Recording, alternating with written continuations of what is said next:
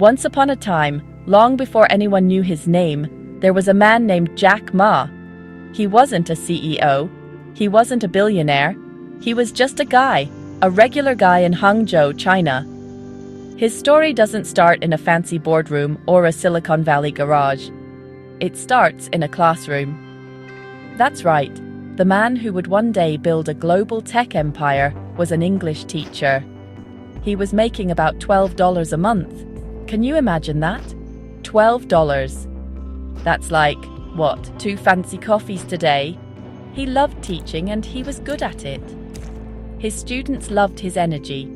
He had a passion for connecting with people, a skill that would later become his superpower in the business world. Now, Jack Ma's beginnings were humble, to say the least. He grew up in a time when China was just starting to open up to the rest of the world. It wasn't a place filled with opportunities for everyone. He wasn't born into wealth or privilege. His parents were traditional storytellers and musicians, which is cool, but it doesn't exactly scream future tech billionaire. He was small and scrappy. He often got into fights because he wasn't afraid to stand up for his friends. This little guy from a regular family had a fire in his belly from the very beginning. He just didn't know yet where that fire would take him.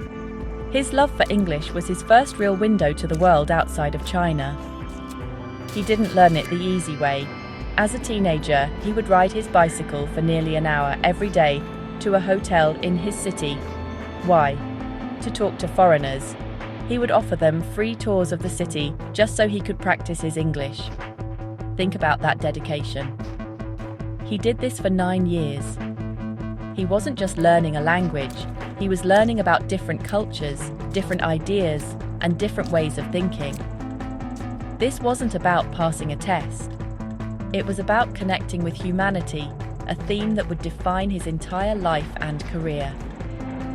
This early chapter of his life is so important because it shows you who he really is. He's not just a walking bank account, he's a teacher at heart. His job was to make difficult things simple for his students. He had to be creative and engaging to keep their attention. This experience taught him how to communicate, how to inspire, and how to lead. He learned to see the potential in his students, just as he would later see the potential in the internet and in the small businesses of China.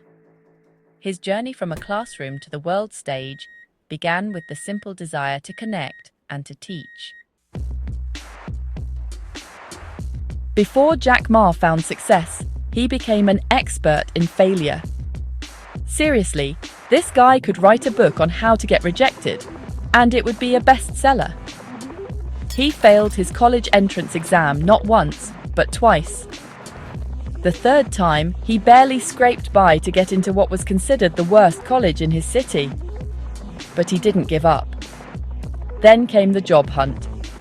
He applied for 30 different jobs and was rejected by every single one.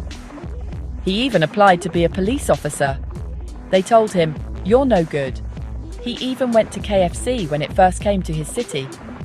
24 people applied for the job, 23 were hired. Guess who was the only one left out? Yep, Jack Ma. This pattern of rejection is almost comical if it weren't so real and painful. Imagine getting turned down by KFC. It's one thing to be told you can't be a police officer, but being told you can't even serve fried chicken. That's a whole other level of no. But here's the crazy part.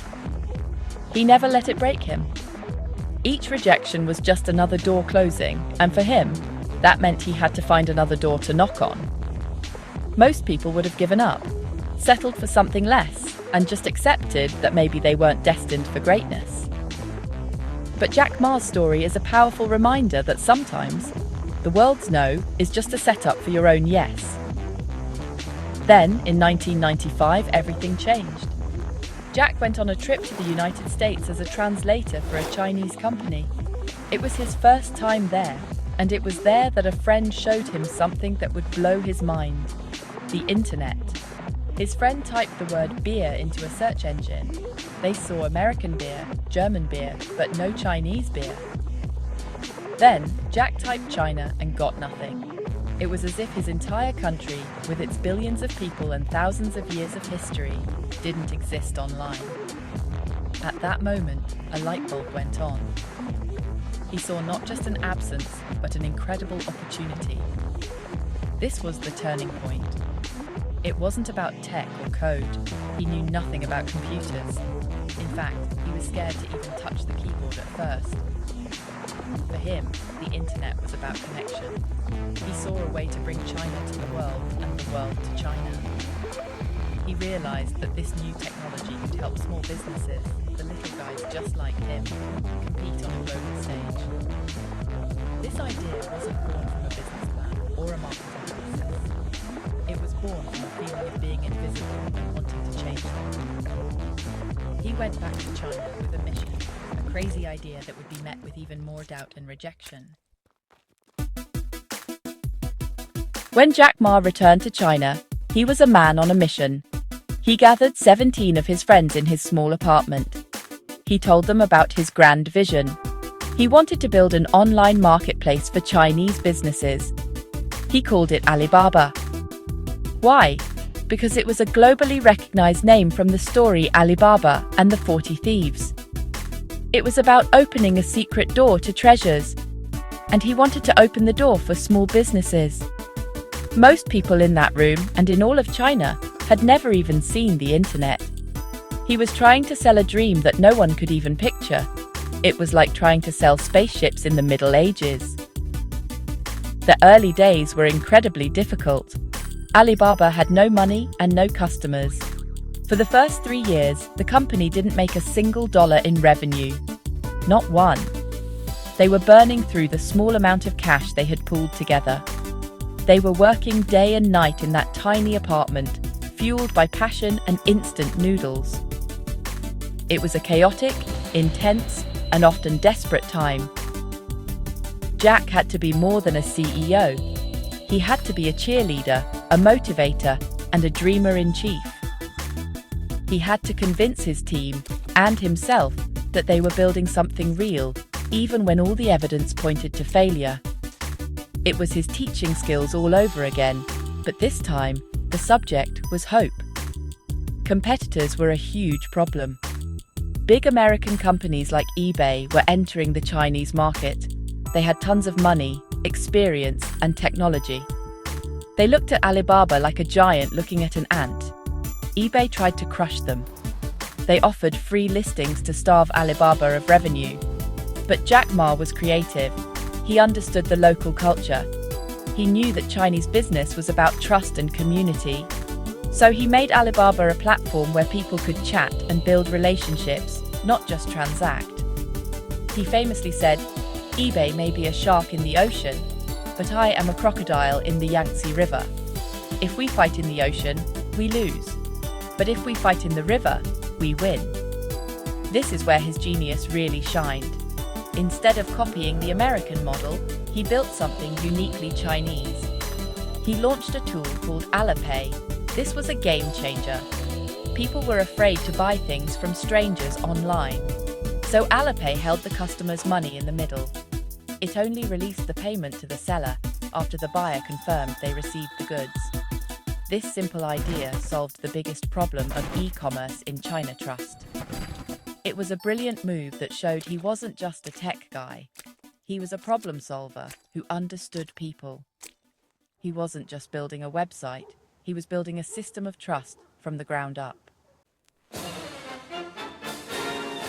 Through sheer persistence and creativity, Jack Ma turned his struggling startup into a global powerhouse. Alibaba didn't just survive, it thrived.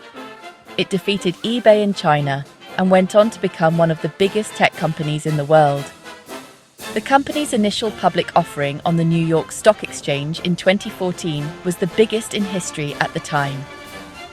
The English teacher, who was once rejected by KFC, was now on the world stage, ringing the opening bell.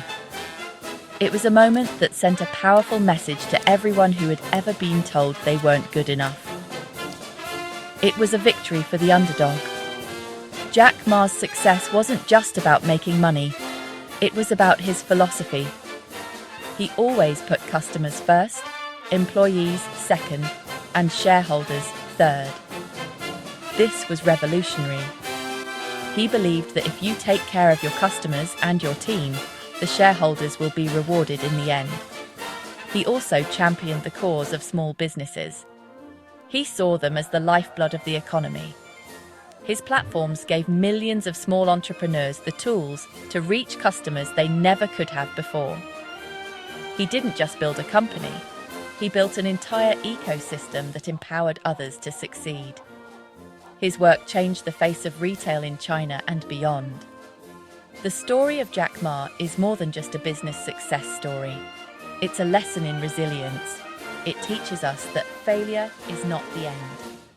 It's just a part of the journey. He failed exams, got rejected from jobs, and almost saw his company go bankrupt. But he never, ever gave up. He had a vision and an unbreakable belief in himself and his team. He shows us that it doesn't matter where you start. You don't need a fancy degree or a rich family to achieve incredible things. What you need is a big dream, a strong heart, and the courage to keep going, no matter how many times you fall. So, whenever you feel like the world is against you, remember the English teacher from Hangzhou. Remember the guy who was told no more times than he can count. His journey is a testament to the power of the human spirit. It inspires us to dream bigger, to work harder, and to believe in our own crazy ideas. Jack Ma proved that one person, even someone from the humblest of beginnings, can change the world. And that, right there, is a lesson that is more valuable than all the money in the world. It's a reminder to us all, never give up on your dreams.